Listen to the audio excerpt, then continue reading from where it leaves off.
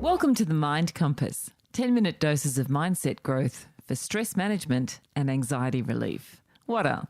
And g'day listeners, I'm Michael. And I'm Janet. And today we tackle the perfection myth, where we'll explore why perfectionism actually holds us back and how to embrace progress over perfection.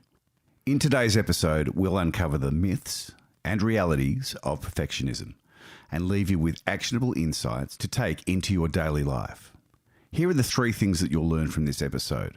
1, why perfectionism is a trap and how to recognise when it's holding you back. 2, real-world examples of progress over perfection that will inspire you to take action. 3, simple strategies to embrace imperfection and start thriving instead of striving. So let's jump in. Struggling to keep up in a busy world? Have you ever found yourself saying, I'll start when everything's just right, or it's just not ready yet? If so, you might be what Janet calls a procrastinator perfectionista. And this term refers to someone who never starts a project because the conditions aren't perfect, or someone who gets stuck and never finishes because it's just not quite right. Here's the truth. Perfection is desirable, but waiting for perfection is a trap. Nothing made by human hands has ever been perfect, and nothing ever will be. Holding out for the perfect moment, the flawless design, or the ideal situation will leave you waiting forever. It's time to let go of perfectionism. As author Brené Brown wisely said, perfectionism is not the same thing as striving to be your best.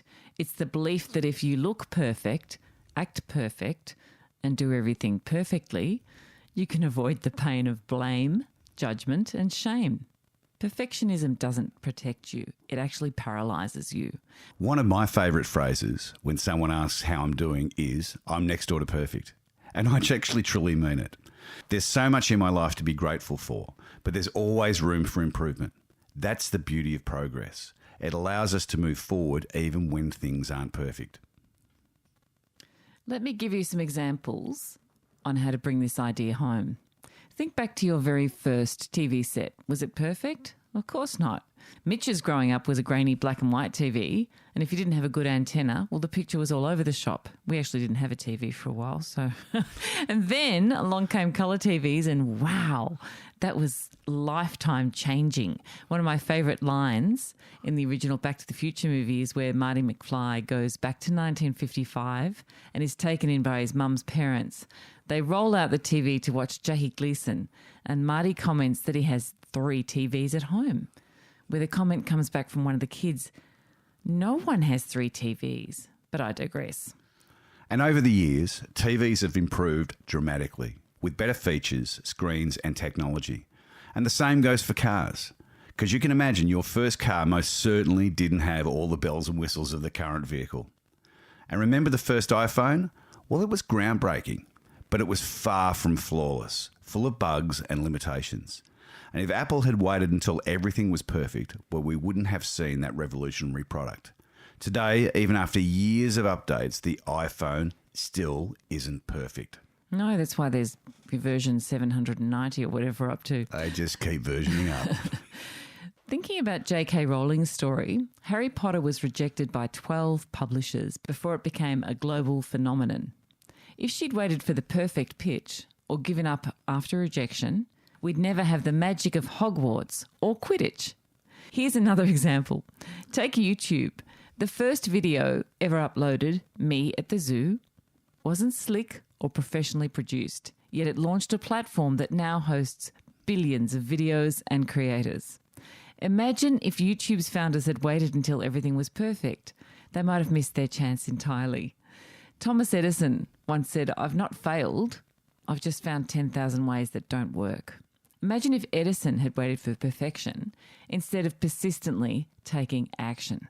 The lesson here, stop waiting for the perfect conditions or trying to create the perfect product. Take action now. You can always revisit and improve later, but progress only happens when you take that first step. Indeed it does. And perfectionism just doesn't slow us down, it stops us entirely. Think about all the ideas that die in the minds of perfectionists.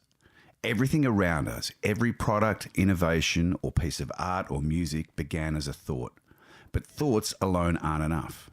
Action is what brings them to life. So consider this quote from Reid Hoffman, the founder of LinkedIn. If you're not embarrassed by the first version of your product, you've probably launched it too late. So there's also the emotional cost. Perfectionism doesn't just delay projects, it creates stress, anxiety, and feelings of inadequacy. You're left chasing a goal that isn't real. Remember this mantra: progress, not perfection. It's simple but powerful, and when you focus on progress, you let go of unnecessary pressure and embrace momentum.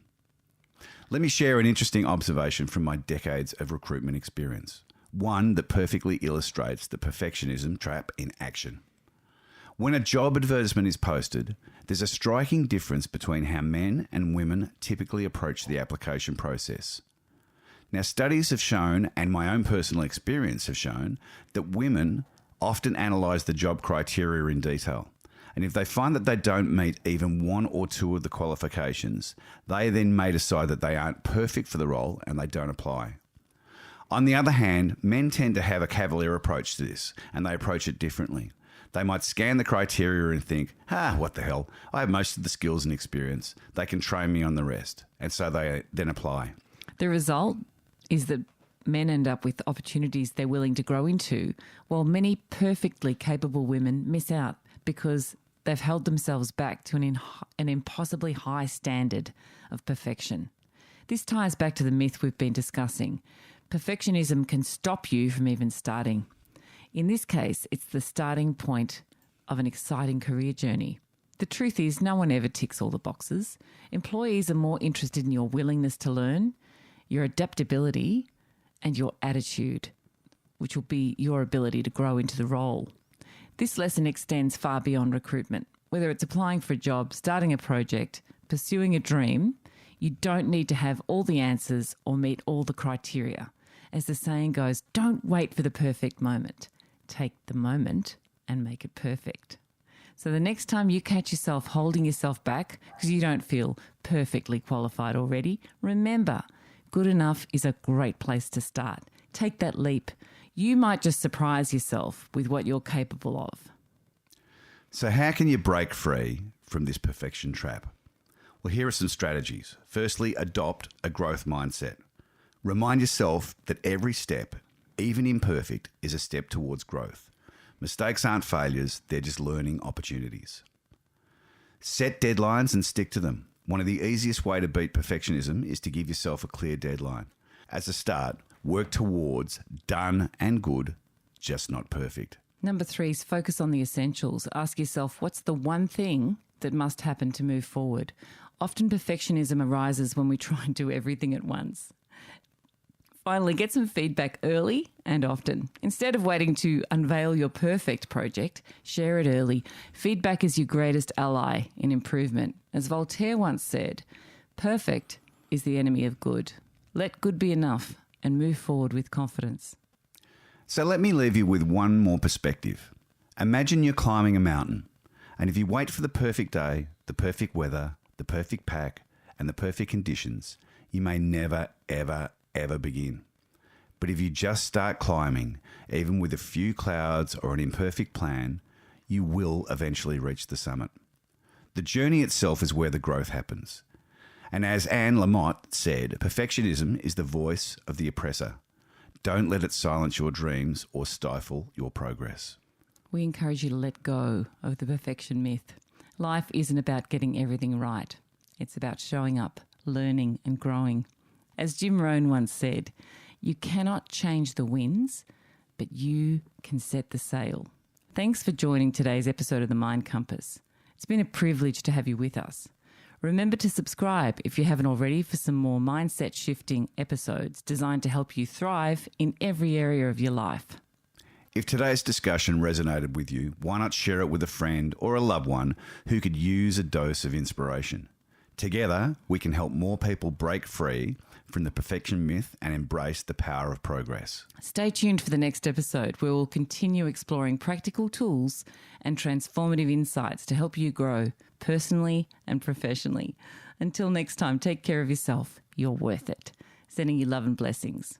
And the courage to take that next imperfect step forward. See ya. See ya.